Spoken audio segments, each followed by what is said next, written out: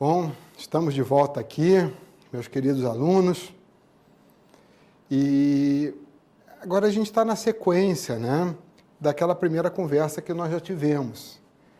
É interessante vocês perceberem que esses dois primeiros encontros nossos aqui, eles acontecem de uma forma que a gente fala muito pouco de maçonaria propriamente dita. A gente fala mais do contexto, da situação atual do mundo no qual a maçonaria está inserida. Isso é muito importante porque se a gente não consegue contextualizar a época que nós estamos vivendo, a gente meio que passa de uma forma apagada, A gente acaba sendo conduzido pelos acontecimentos e não podendo refletir exatamente sobre o que eles significam ou o que eles representam. Vocês estão tendo belíssimos momentos aqui a respeito da história, da evolução da maçonaria no decorrer aí do seu amadurecimento histórico, Então, por exemplo, a maçonaria no século XVIII, a maçonaria foi profundamente influenciada e influenciou o pensamento iluminista. As luzes da razão, vão dissipar as trevas da ignorância. Então, a gente não pode descartar que, como qualquer instituição social, a maçonaria ela exerce influência e é influenciada pelo meio no qual ela está trabalhando, no meio no qual ela está operando. Então, isso é muito importante, por isso que agora nós vamos procurar contextualizar um pouquinho mais filosoficamente essa que a gente chama de a era atual, ok? Sempre lembrando que a nossa instituição, ela soube adaptar-se às determinadas mudanças do tempo, às determinadas mudanças históricas, e muitas vezes ela foi um agente, um local, um locus privilegiado, no qual a discussão de ideias à frente do seu tempo puderam acontecer. A gente não pode dizer que a maçonaria fez a emancipação dos escravos no Brasil, mas a gente pode dizer que maçons estiveram muito presentes na emancipação dos escravos aqui no Brasil e que as lojas maçônicas certamente eram um espaço privilegiado para que esse tipo de assunto fosse discutido. Então, antes da gente começar a falar muito, eu vou mostrar agora para vocês um slide. A figura fala por si. Vocês estão vendo o quê? Um relógio que está se dissolvendo, A gente está falando de algo que um sociólogo, o Zygmunt Bauman, ele fala da modernidade líquida, da vida líquida, do amor líquido. Ele diz que vivemos em tempos líquidos, nada foi feito para durar. Olha que dureza isso, Nada foi feito para durar. Então, a gente começa a nossa conversa trazendo esse pensamento terrível do Bauman. A gente poderia até usar uma expressão muito interessante, que descontextualizada ela pode parecer estranha. Tudo que é sólido desmancha no ar. É a característica desse momento que a gente está vivendo. As coisas acontecem numa velocidade tão grande, tão intensa, que fica difícil, às vezes, você acompanhar. Muitas vezes você tem a sensação de que o tempo está passando mais rápido. Não é o tempo passando mais rápido, é que a quantidade de informações, muitas delas na forma de simulacros, quase todas vinculadas naquela estrutura multimediática que nós vimos no nosso último encontro, bombardeia a nossa cabeça com tanta coisa que às vezes a gente tem a sensação de que não consegue acompanhar. E não consegue acompanhar mesmo. É muita informação, são muitos estímulos, tudo isso às vezes faz com que as coisas se tornem meio nebulosas. A sensação que a gente tem é de estar navegando no oceano sem muitas referências. Por isso que o Bauman, vamos voltar agora para a figura, ele fala de tempos líquidos. As coisas, a metáfora do líquido é que o líquido ele se adapta em vários tipos de forma, de recipiente, ele se esvai, ele foge das nossas mãos quando a gente tenta pegar. é o mundo de hoje, é a modernidade, é o ambiente no qual essa instituição antiga, tradicional, vai viver, vai florescer daqui para frente.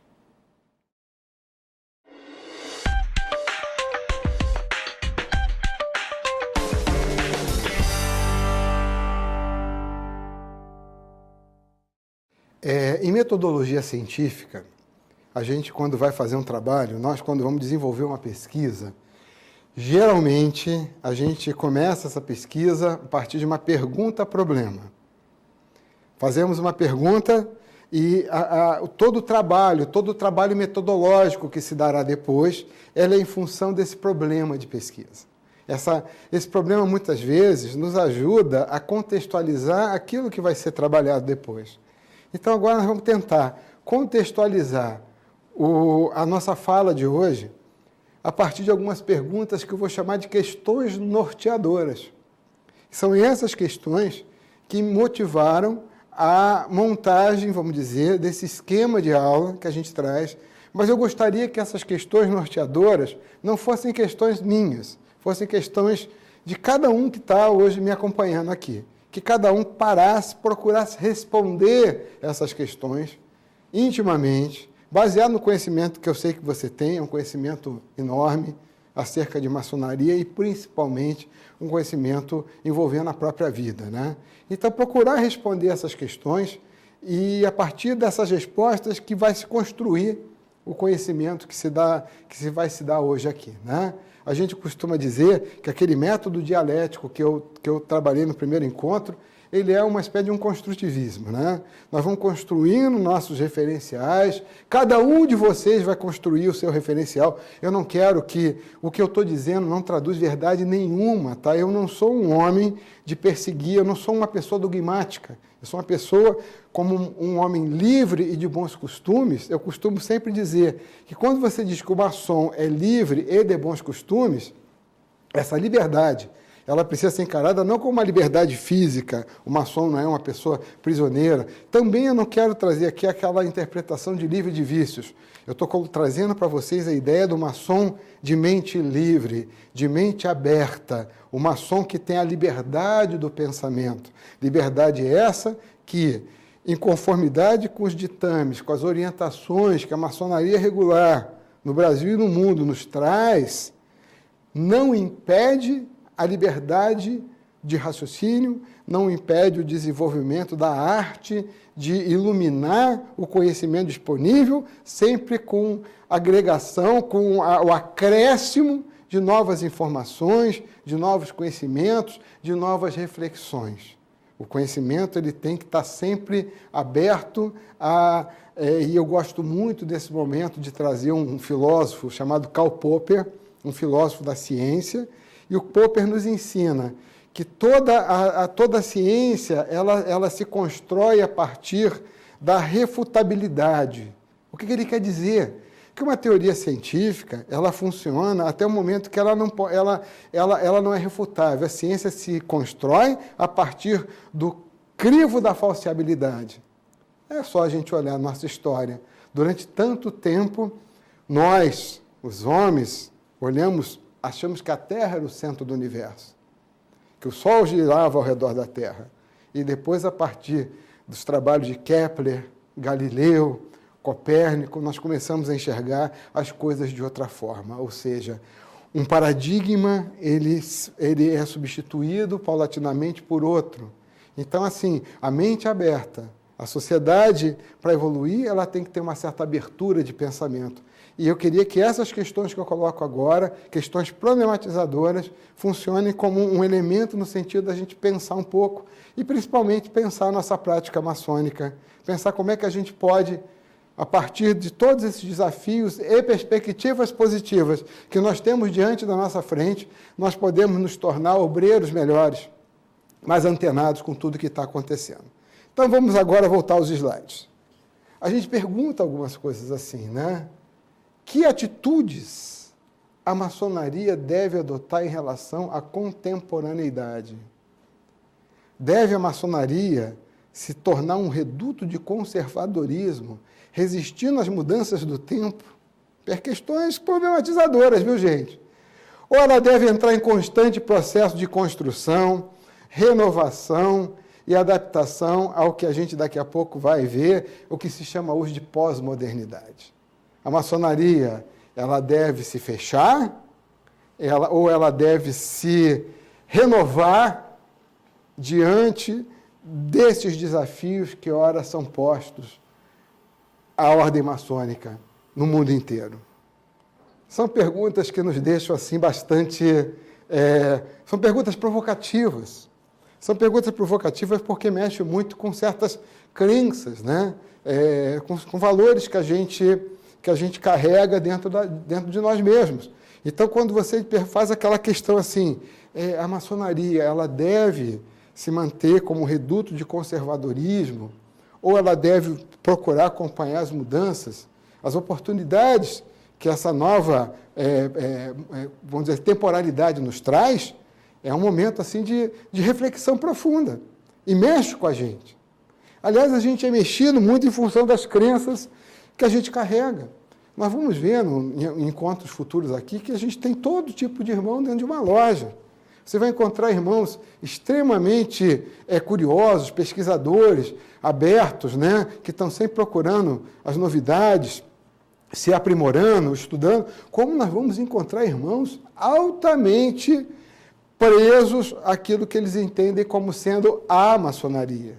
Agora, se a gente entrar dentro da teoria do conhecimento, vocês vão perceber o seguinte, a gente trabalha em cima de percepções. Talvez o que eu enxergue como sendo a maçonaria não seja exatamente o que cada um de vocês enxerga. O ponto é que existem referências básicas, que a gente chama de cláusulas pétreas, os nossos landmarks e as nossas constituições, que precisam ser respeitadas. Mas a maçonaria, em momento algum, se vocês fizerem uma retrospectiva histórica, ela se coloca contrária à reflexão inteligente em relação ao mundo no qual ela está inserida. E aí a gente vai mostrar mais um slide que fecha essa parte dos nossos questionamentos, que seria exatamente essa questão aqui.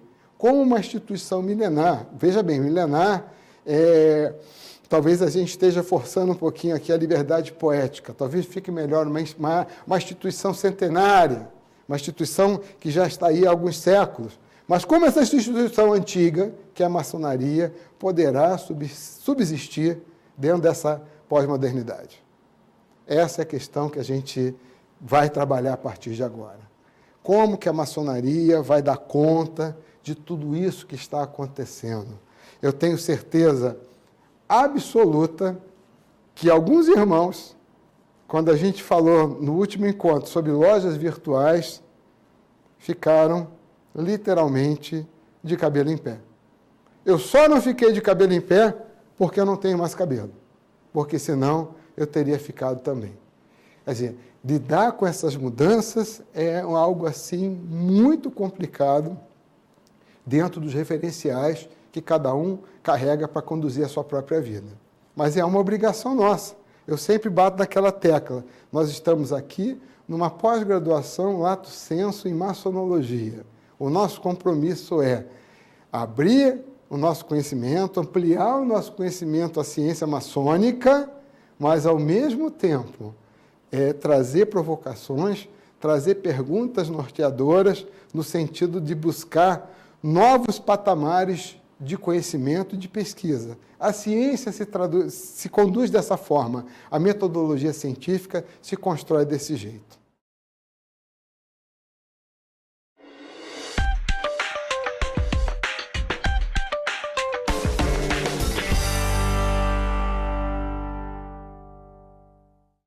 A gente está falando muito de pós-modernidade, né? Agora, o que vem a ser a pós-modernidade? O que caracteriza a pós-modernidade? Né? Será que ela existe mesmo? Será que, de repente, a pós-modernidade não é um termo assim que circula nos meios filosóficos, mas ele não está caracterizado? Quais seriam as características mais marcantes da pós-modernidade? É exatamente isso que nós vamos conversar a partir de agora. O que é o pós-moderno, né? É um termo muito interessante que talvez assim um dos seus construtores, né, vamos dizer assim, das pessoas que costuraram esse conceito de pós-modernidade foi um pensador francês chamado Jean-François Lyotard, e ele escreveu A Condição Pós-Moderna. Eu acho que é uma leitura obrigatória, sabe? Eu tenho uma visão muito assim forte, no sentido de que todos nós, independente da profissão que a gente tenha, todos nós, independente do que nós fazemos na vida, é sempre importante um pouquinho de aprofundamento filosófico, até para que a gente possa fortalecer algumas crenças, refutar outras. A filosofia nos ajuda muito ao entendimento do mundo que a gente vive. E compreender a pós-modernidade significa compreender o quê? O mundo no qual nós estamos vivendo, um mundo no qual as nossas atividades maçônicas vão se desenvolver. Nós não estamos mais no século XIX, nós não estamos mais na sociedade industrial do século XX, nós estamos já no século XXI, que já está na conclusão da sua segunda década. Muitas pessoas têm dificuldade em entender isso. Muitos colegas professores têm dificuldade em entender isso. E a gente tem muito aquela tendência de dizer assim, como era bom o mundo do tempo que eu vivia. Certamente. O mundo que eu fui rapaz, eu me criei no Rio de Janeiro, eu fui jovem no Rio de Janeiro, para mim aquilo foi a melhor época que já existiu na face da Terra. Só que eu não estou mais lá, eu não sou mais tão jovem assim. Hoje eu moro em outro lugar, meu contexto de vida é outro, o mundo evoluiu e, enfim, é o mundo que a gente está vivendo, né? E mais que a gente tem uma imensa responsabilidade, como maçom, de transformar o mundo que a gente vive num lugar melhor de se viver. Liberdade, igualdade e fraternidade. Fé, esperança e caridade. São palavras que fazem muito parte do nosso vocabulário, não é? São princípios maçônicos. Agora, como aplicá-los sem ser de uma forma anacrônica, sem ser... a gente precisa falar a linguagem dos novos tempos, a linguagem atual. Então, vamos voltar aqui para nossas conceituações, que sempre a gente usa dos slides para poder reforçar um pouquinho a nossa fala. A condição pós-moderna, né, pode ser definida como uma imensa incredulidade em relação às metas narrativas. Quem fala isso é o Lyotard. Meu Deus, o que esse homem está querendo falar? Podemos tentar melhorar um pouquinho isso assim. A perda das crenças em visões totalizantes da história que prescreviam regras de conduta política e ética para toda a humanidade.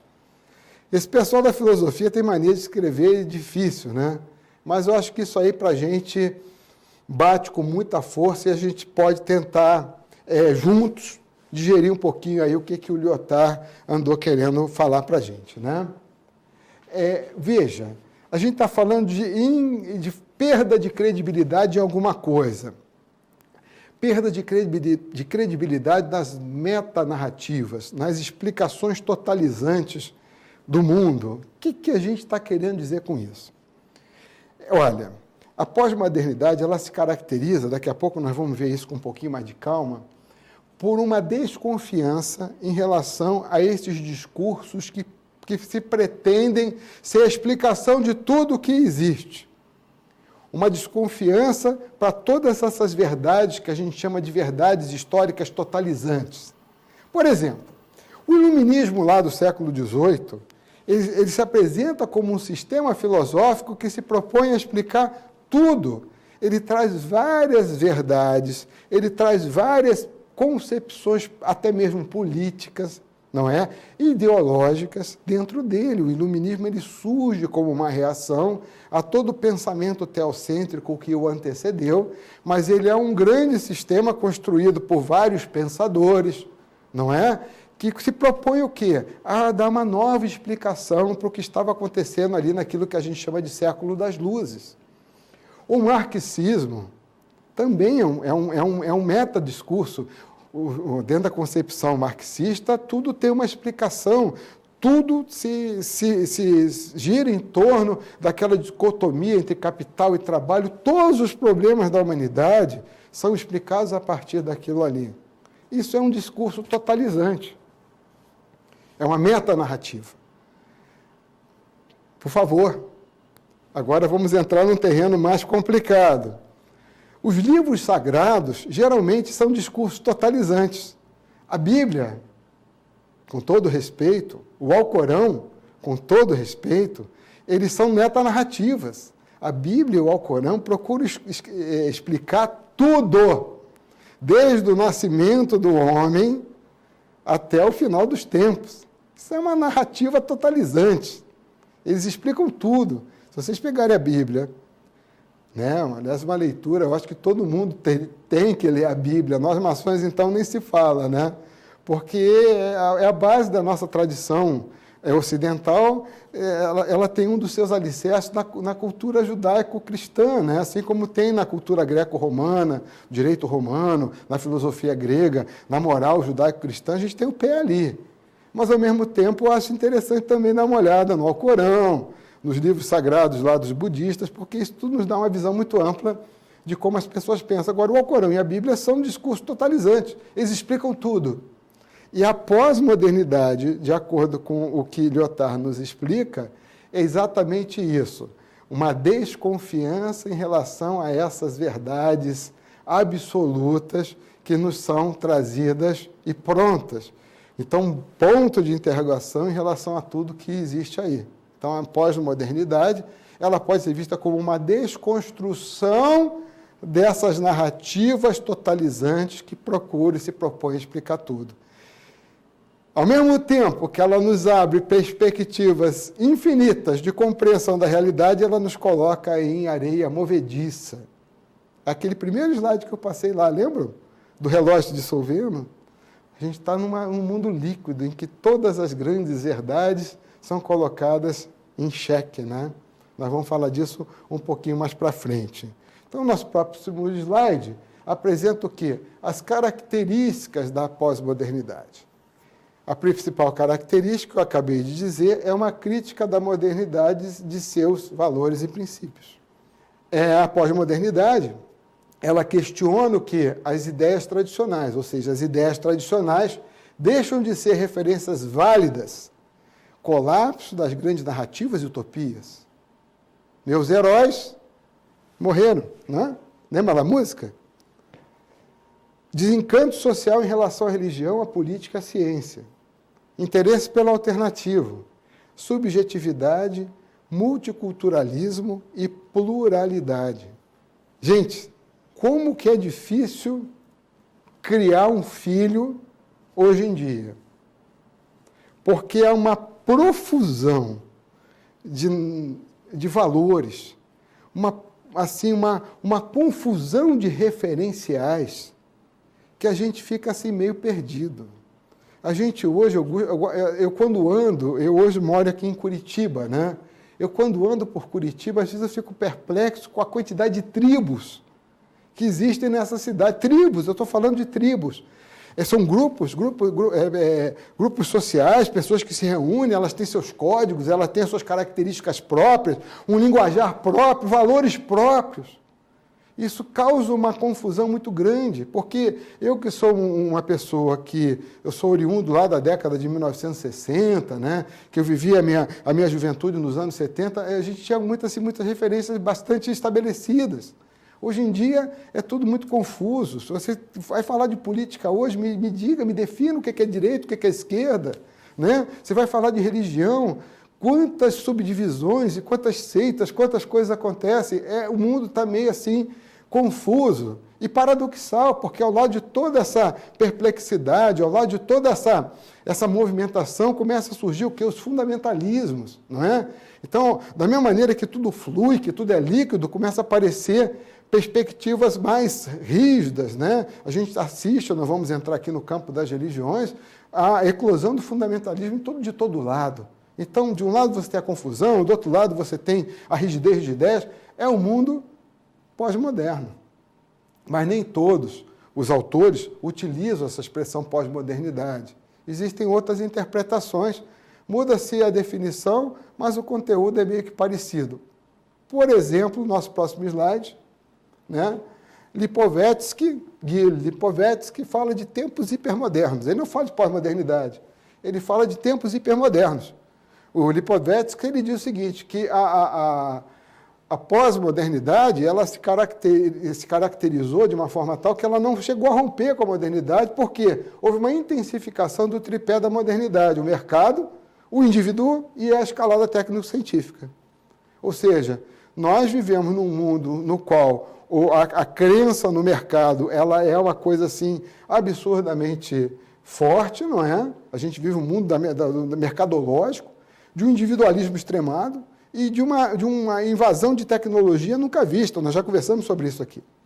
A gente vive na famosa aldeia global, uma globalização sustentada por novas tecnologias da comunicação, e a gente acaba vivendo uma situação paradoxal, que ele chama de esquizofrênica, da sociedade, que é o quê? A cultura do excesso e o elogio da moderação. Então, a gente precisa ver um pouquinho isso, né? Porque o que se tem é a consolidação dos pilares da modernidade, que é o mercado, o indivíduo, né? E a tecnociência. Um mundo meio louco, e que você vê a pessoa, eu sou vegano, mas ao mesmo tempo vegano significa o quê? A moderação, né? Eu sou vegano, mas ao mesmo tempo o cara vai no shopping center e é um consumista, quer dizer, a gente vive muito assim. Eu me lembro que uma vez assistindo uma palestra da professora Nancy Magabeira Unger sobre filosofia ambiental, sobre ambientalismo, ela dizia, a gente vive um paradoxo louco, a gente quer salvar o planeta, mas ao mesmo tempo nunca fomos tão consumistas. É o mundo que a gente vive. Então, Lipovetsky fala muito dessa questão da hipermodernidade. Mas existem outras leituras dos tempos que nós estamos vivendo e cabe ao maçom compreender. Uma outra leitura muito interessante, ela é feita, nosso próximo slide, por Yuri Beck, que fala que a gente vive numa sociedade de risco. Ou seja, que a gente está sentado no barril de pólvora.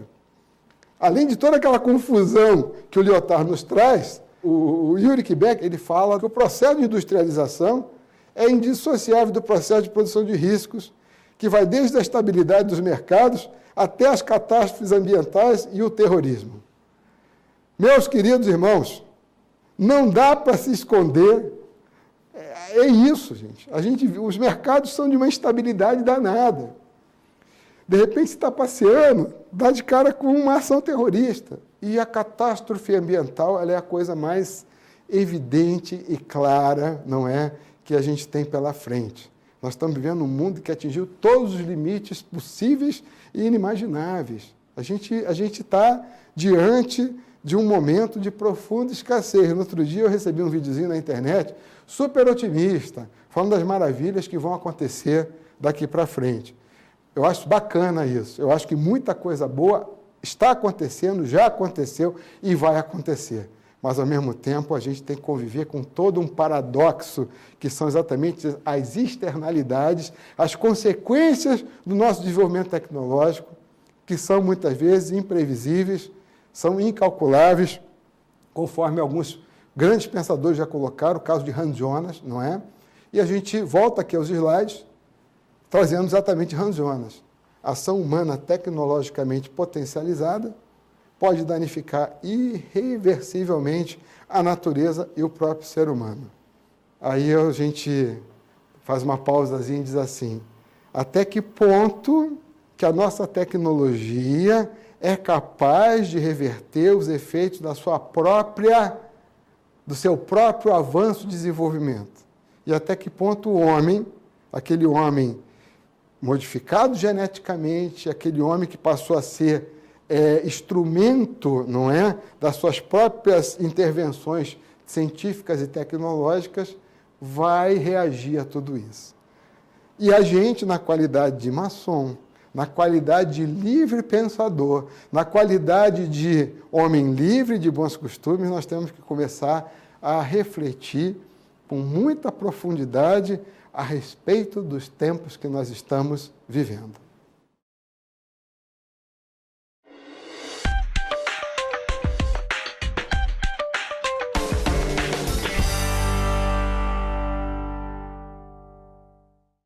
Essa pós-modernidade, ou esses tempos hipermodernos, né? Essa modernidade líquida, conforme o Bauman falava, tudo isso nos traz uma série de rupturas. E essas rupturas são exatamente, vamos dizer assim, o caminho que nós temos que percorrer para poder manter, vamos dizer assim, o rumo em conformidade com os nossos valores, com os nossos princípios, com as adaptações que precisam ser feitas, com os ajustes que precisam ser feitos. São várias rupturas e a gente vai procurar conversar um pouquinho sobre algumas delas. O nosso slide esquematiza algumas coisas. Por exemplo, a gente fala de niilismo, a gente fala da crise dos fundamentos da ética, a gente fala de relativismo e pluralismo ético, e a gente fala de judicialização da moral. O que a gente está querendo dizer com isso, né? O que a gente está querendo falar de niilismo, crise dos fundamentos, relativismo e judicialização da moral, né? Então a gente vai falar um pouquinho sobre cada uma dessas coisas aqui. O que seria o niilismo, né? Niilismo é uma palavra que nos remete ao nada. A fulano é um niilista, um cara que não acredita em nada, né? Eu gosto muito de recorrer a um filósofo chamado Nietzsche, quando ele, na sua Gaia Ciência, ele fala da morte de Deus. Quando o louco lá da Gaia Ciência diz assim, Deus está morto. E aí Nietzsche foi muito assim criticado por conta dessa afirmação, mas o que ele estava querendo dizer? Que quando ele fala que Deus está morto, ao mesmo tempo ele diz, mas nós não colocamos nada no lugar. Ele traz o quê? A condição de profunda precariedade que a humanidade se coloca a partir do momento que ela perde as suas referências. Nietzsche está falando daquele homem lá do século XIX, do final do século XIX, no limiar do século XX, que estava começando a perder as suas referências. Então, assim, quando a gente fala no niilismo, aqui eu estou colocando como o esvaziamento daqueles relatos que nos dão as coordenadas para viver uma vida justa e perfeita. A maior parte das pessoas com quem eu convivo hoje, elas não têm muitas crenças e convicções. Elas vivem quase que... Meus alunos, às vezes, eu converso com eles e digo que eles são niilistas, eles não acreditam em nada. A vida para eles é viver o momento, aproveitar intensamente aquele momento que eles têm, sem muitas responsabilidades, sem muitas preocupações com o que vai acontecer depois. Isso aí é o niilismo, né? E o niilismo acaba fazendo o quê? Que os fundamentos dos grandes sistemas éticos acabem se dissolvendo. A gente sabe que existem várias correntes do pensamento ético, a gente sabe que existe o utilitarismo, né? A gente sabe que a gente tem a ética do dever, a ética kantiana, a ética de princípios lá de Aristóteles, a gente sabe que existem várias correntes do pensamento ético e as éticas de fundamentação religiosa, obviamente. Então, esses sistemas de moral, que até então davam sustentação às ações humanas, eles começam a ficar muito fragilizados quando vistos sob a ótica do pensamento pós-moderno. Então, assim, você vai fazer uma palestra, você vai falar para um grupo de adolescentes, dizer que determinada atitude não é legal, você vai recorrer aqui, à religião, se muitos deles não têm religião nenhuma. Você vai recorrer a um princípio normativo da filosofia clássica, eu vou recorrer a Aristóteles, dizer, olha, as virtudes, não sei o que, eles não sabem do que se trata e nem querem saber. Então, isso é um problema que nós temos em mãos. Veja bem, a crise dos fundamentos da ética, ela acaba sendo muito influenciada sobre a questão do relativismo. O relativismo no sentido de que é uma leitura assim, muito cultural da construção dos valores morais, né? Dos hábitos e costumes que dão sustentação à vida em sociedade, no sentido seguinte, olha, a gente vive desse jeito e eles vivem de outro jeito, nós temos que respeitar. E isso é uma coisa muito complicada para a gente trabalhar agora em pleno século XXI, porque a humanidade já chegou a um ponto de amadurecimento que muitos valores já deveriam estar consolidados, não é? Voltando àquela conversa que o meu filho tinha lá com o chinês, com a moça lá do Marrocos, né? É óbvio que diante dessa troca tão rápida e intensa de informações, alguns costumes tradicionais começam a ficar estremecidos. E a gente começa a achar que, de repente, o que eu sempre fiz pode não ser condizente com a realidade, uma vez que, já que essa janela para o mundo se abriu, eu estou vendo pessoas que vivem realidades completamente diferentes da minha. Daí a dificuldade de você estabelecer discursos totalizantes. E isso é um fator complicador até mesmo para a maçonaria. Porque os nossos landmarks, eles são o quê?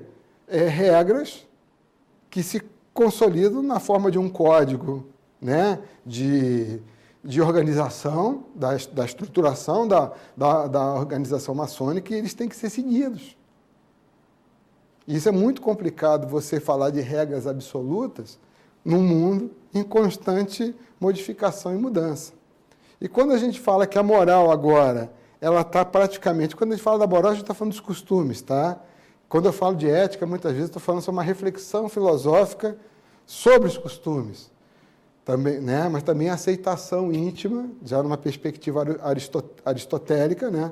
Uma aceitação íntima daqueles hábitos e costumes, né, que vão fazer com que eu me torne um indivíduo de caráter, um bom cidadão. Mas, de qualquer forma, quando você tem uma mobilidade de costumes, uma mobilidade de valores, né, o que acontece? Às vezes você tem que trabalhar em cima dos referenciais mínimos do que pode ou não ser feito, dos referenciais mínimos do que a sociedade precisa para poder viver harmonicamente.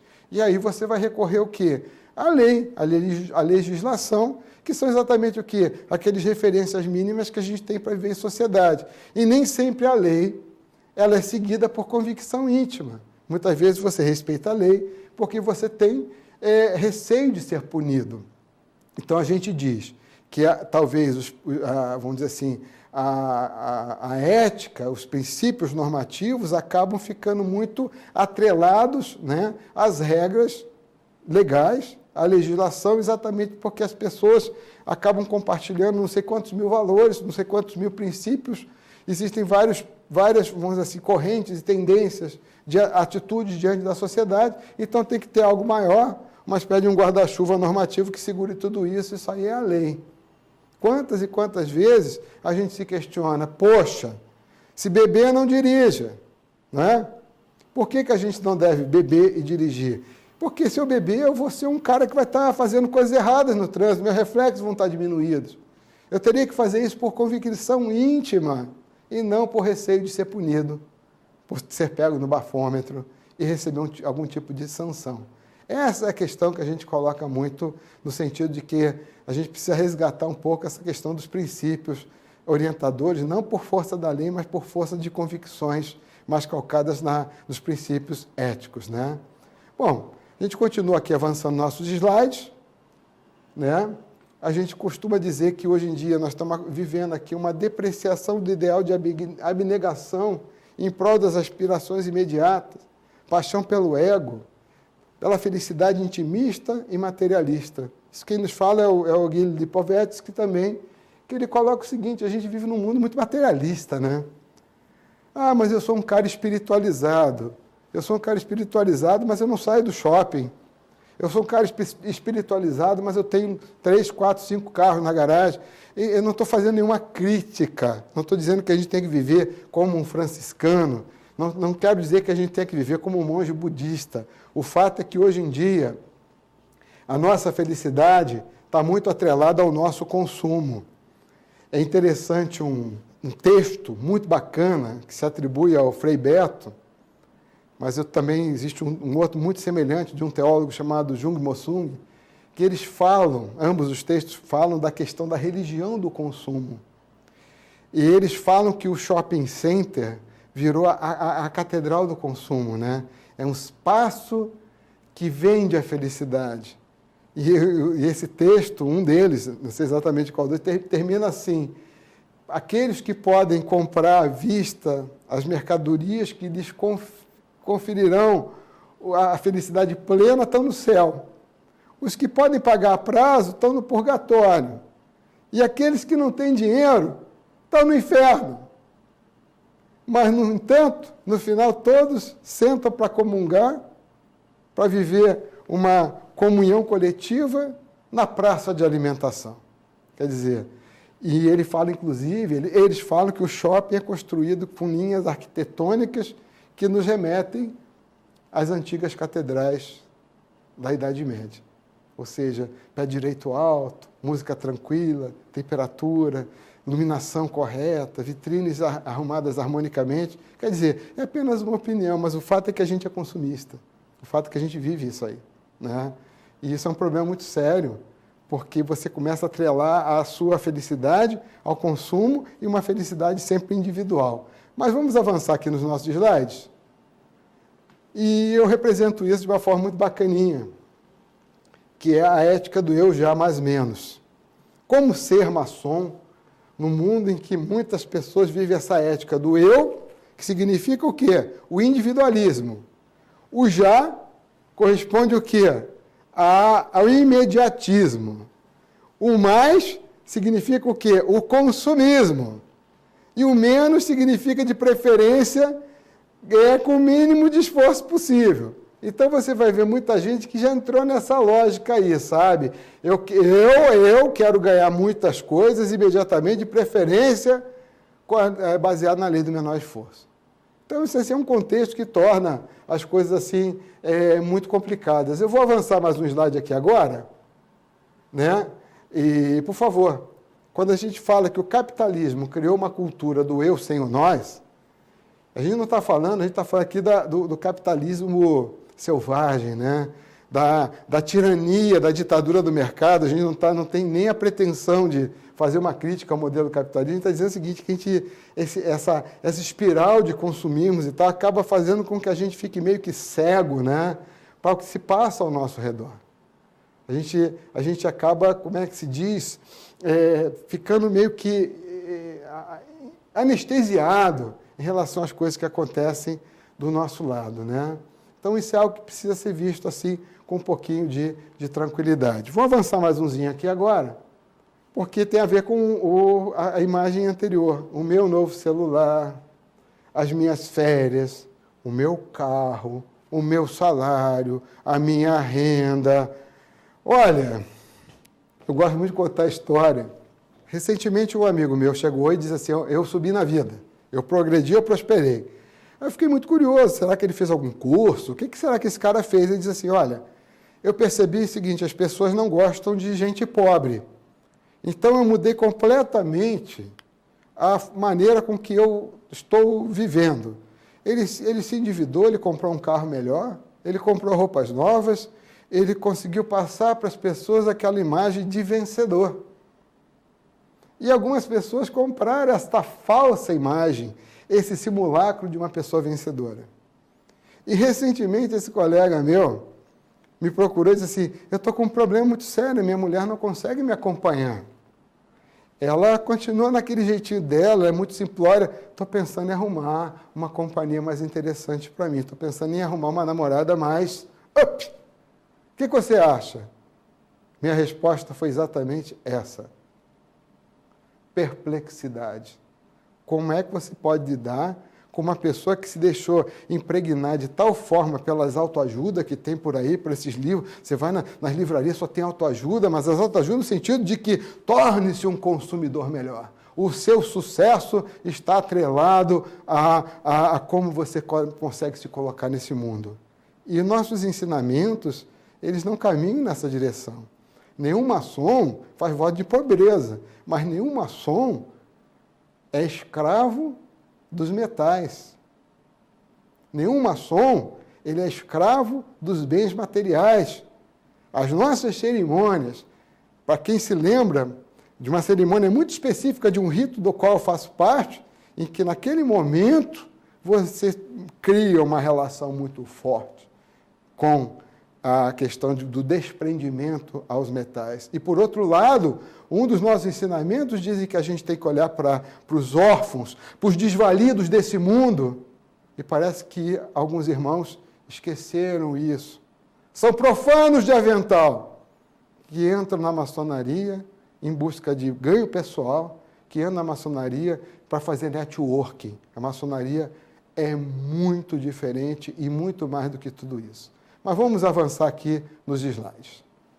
o desenvolvimento da ciência, da técnica, da indústria, da economia, que doravante propulsiona a nave espacial da Terra, não são regulados nem pela política, nem pela ética, né? E nem pelo pensamento. Ou seja, a técnica, a indústria, a economia são quase que entidades autônomas, e quem nos fala isso? Edgar Morin. É o nosso mundo, né? A gente avança um pouco mais. A natureza da economia moderna foi substancialmente empobrecida pelo distanciamento entre a economia e a ética.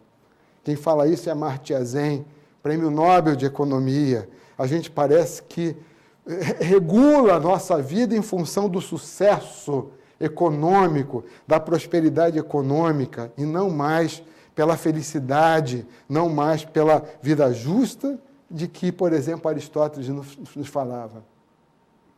Né?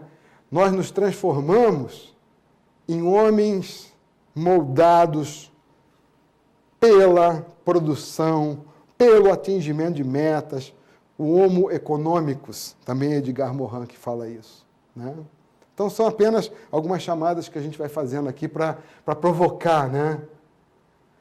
Se cada um de nós consumíssemos igual a um norte-americano, porque quando a gente fala norte-americano, não está falando de todo mundo, mas daqueles que consomem, né? Os norte-americanos consomem 88 quilos de recursos naturais por dia. Se todos vivessem assim, a Terra só comportaria 1/5 da população atual. Gente, isso é uma loucura. Nós estamos vivendo, aquelas pessoas que podem consumir, elas consomem muito.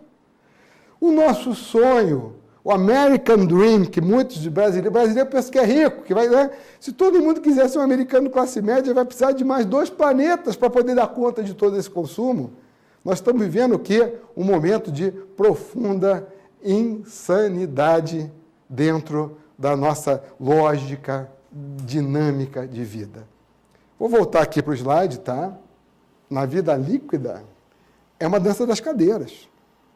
O verdadeiro prêmio é a garantia temporária de ser excluído das fileiras dos destruídos e evitar se jogar no lixo. Novamente o Bauman fala isso. A gente vive uma dança das cadeiras. Todo dia é um dia que a gente se sente ameaçado por alguma coisa. Será que eu vou perder meu emprego? Será que vai acontecer isso? Gente, o tempo da estabilidade acabou. O tempo que você trabalhava numa mesma profissão a vida inteira não existe mais.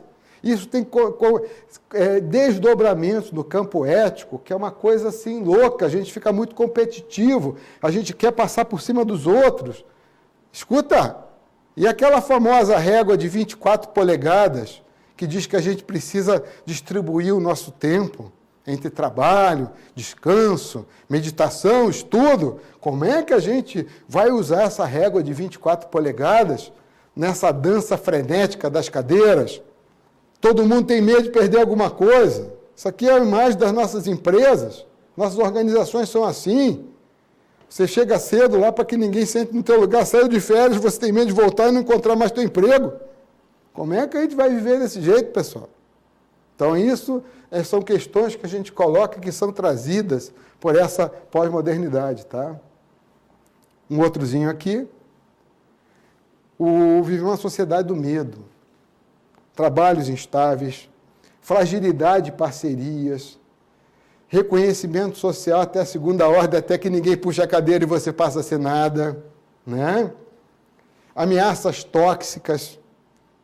Vou falar de febre amarela, poluição, risco urbano, perdas materiais constantes. Me diga quem é que sabe onde investir seu patrimônio para esse ano, para os próximos anos aí, diante de toda essa estabilidade política que a gente está vivendo no mundo, né? E o maior de todos os medos é não ser suficientemente competitivo em todas as áreas da nossa vida. Nós vamos falar disso em ocasiões futuras, mas eu tenho muito medo de que essa lógica da dança das cadeiras, da competitividade, dessa vida louca e frenética, na qual a gente vive com estabilidade, acabe contaminando o ambiente das nossas lojas. Nosso ambiente de trabalho é um ambiente no qual o tempo é outro. A gente vai falar disso muitas vezes aí nos nossos encontros. A gente tem que sair da tirania do relógio, do Cronos, e entrar na tranquilidade do tempo do Kairos, do tempo que flui, baseado numa outra contagem, do tempo da vida, da intensidade. Mas é complicado isso, o mundo não gosta muito dessas coisas. Mas a gente avança aqui nos slides, que a gente fala de uma baita crise ambiental, não vou nem me estender muito nisso. A gente hoje vive sob ameaça, mudanças climáticas, perda de biodiversidade, um monte de coisa que está acontecendo, escassez de recursos hídricos, daí para frente, né? Não dá para fugir disso. Maçonaria precisa olhar para isso. A gente precisa conversar sobre isso nas nossas lojas. Nós somos formadores de opinião. A capilaridade da maçonaria é uma coisa tão extraordinária que se cada maçom olhasse para o mundo que ele vive, ele é um elemento de transformação enorme. Não precisa fazer movimento de rua. Basta que você se transforme, que você leve essas reflexões para a sua vida profana, que você vai ver como que você é um elemento de transformação da sociedade pelo exemplo que você dá pelas pessoas. A maçonaria está em todo lugar do mundo, gente. Avançar um pouquinho aqui. Pobreza. Cerca de 5 bilhões, de mais de 7 bilhões de pessoas que habitam a Terra são pobres, ou extremamente pobres, passam fome, não têm instrução nem acesso a serviços de saúde. Quem fala isso é Philip Kotler. Gente, eu não estou falando, não é nenhum discurso aqui comunista, é Kotler. Um cara que é onipresente em qualquer curso de gestão, é um dos caras que mais entende de marketing, faz parte de uma bibliografia obrigatória para quem vai trabalhar com tecnologia de gestão. Não dá para viver mais assim, pessoal. Olha, recentemente saiu um estudo que diz que 1% da população mundial acumula uma renda equivalente aos outros 80%. E que aqui no Brasil, 5 milionários têm uma renda equivalente à outra metade da população brasileira.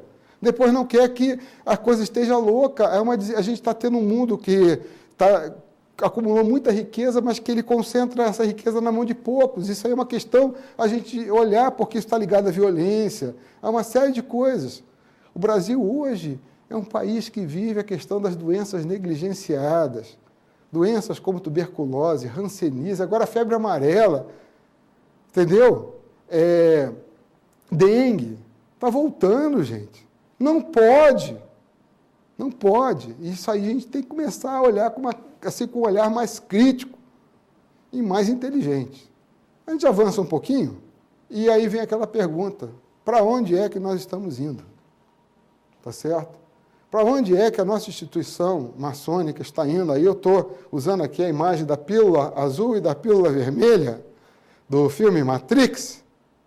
Será que a gente está querendo tomar a pílulazinha azul e continuar feliz, achando que o mundo é uma maravilha? Ou será que a gente está querendo tomar a pílula vermelha e começar a se conscientizar e discutir, conversar um pouco mais sobre o que está acontecendo, né? Essa é uma provocação.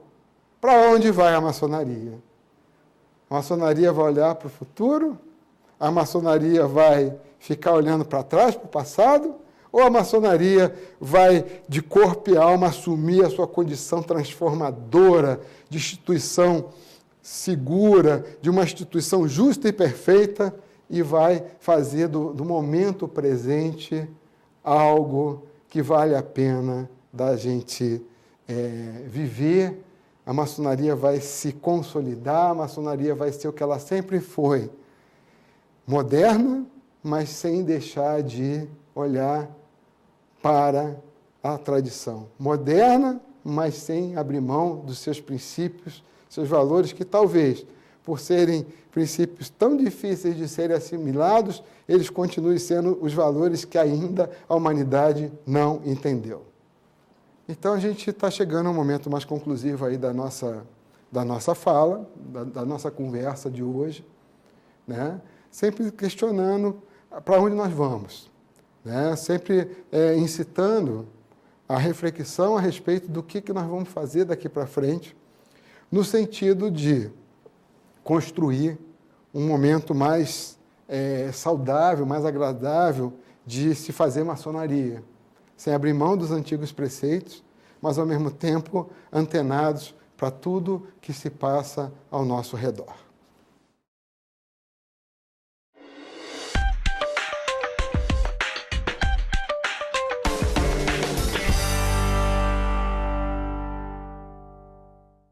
E aí a gente chega a um momento crucial, que é exatamente quando tradição e contemporaneidade ficam frente a frente.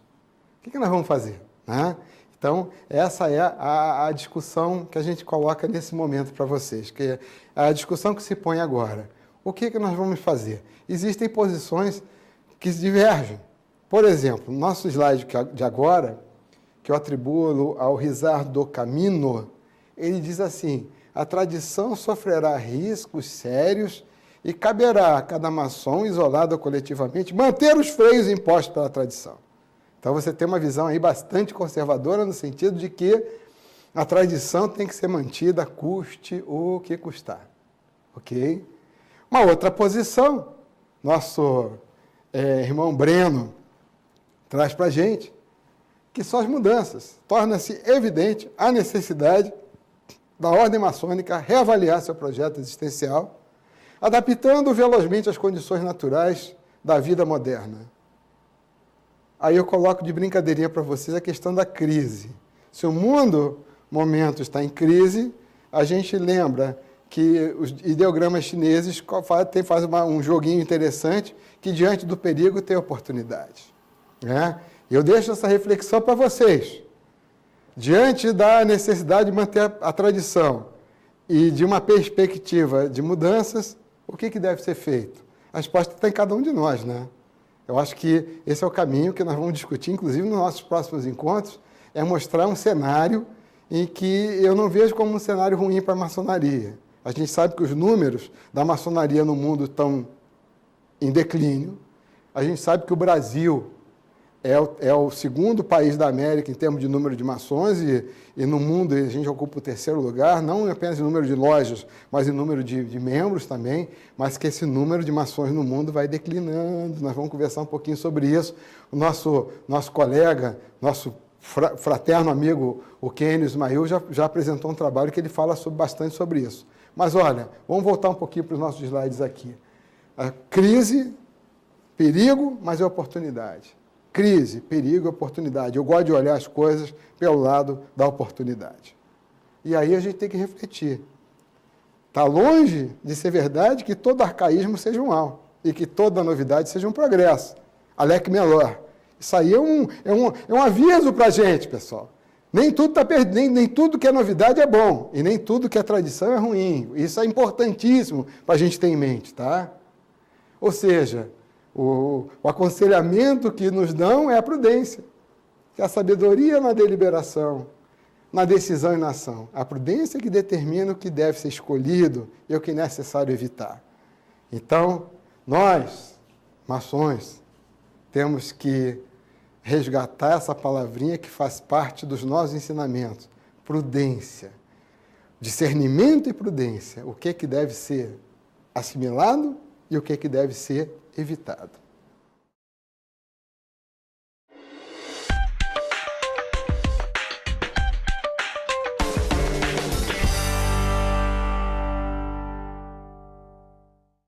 E eu me despeço de vocês nesse encontro de hoje com duas frases que para mim são sensacionais. A primeira delas, de Vitor Hugo: o futuro tem muitos nomes. Para os fracos é o inalcançável, para os temerosos o desconhecido, para os valentes é a oportunidade. E Confúcio nos ensina que somente os extremamente sábios e os extremamente estúpidos é que não mudam. E aí fica a questão. Sabedoria, covardia, mudanças, estagnação, a resposta está dentro de nós.